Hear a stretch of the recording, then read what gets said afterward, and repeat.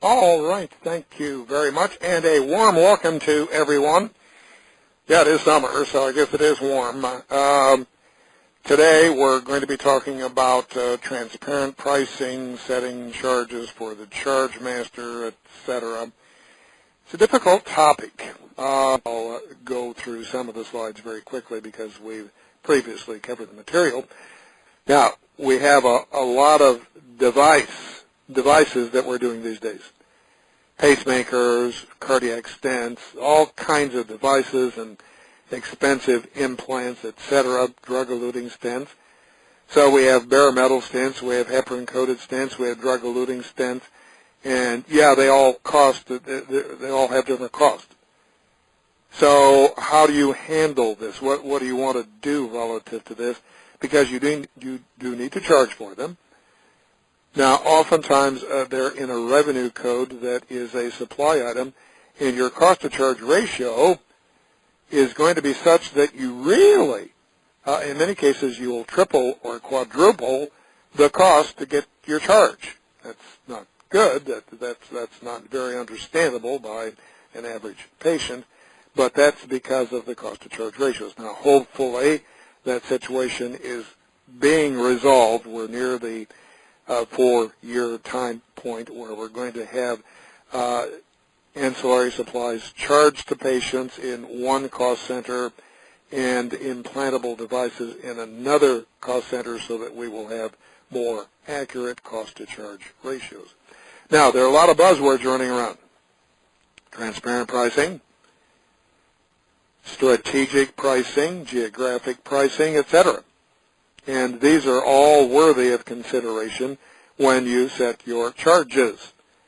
As I say, however, you as a charge master coordinator probably have inherited a charge master, and your ability to make significant changes is somewhat limited, but we'll take a look at each of those as we go along.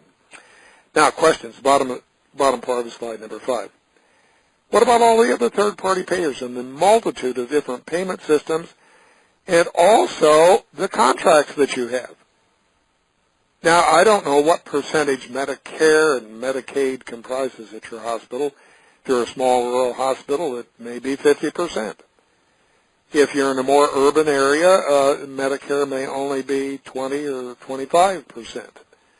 Now, we worry about Medicare because Medicare and Medicaid are statutorily defined, established payment systems. So we have to worry about them, because somebody could go to jail if we don't follow what they tell us to do. Most of the other third-party payers will either have contracts with them, which then we have contractual obligations, which can affect the way we set our charges, the way we set up our pricing.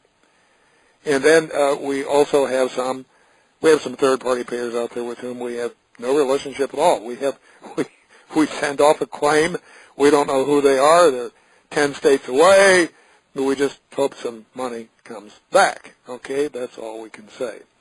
Now, is the cost report still important? Well, yes, it is. We spent the entire 90 minutes last week on the cost report. And these cost-to-charge ratios are a big deal, at least in my world, because they need to be correct in order for third-party payers that use them, in the case of Medicare, to translate our charges into what Medicare thinks our costs are. All right, slide number 6. Well, what is transparent pricing?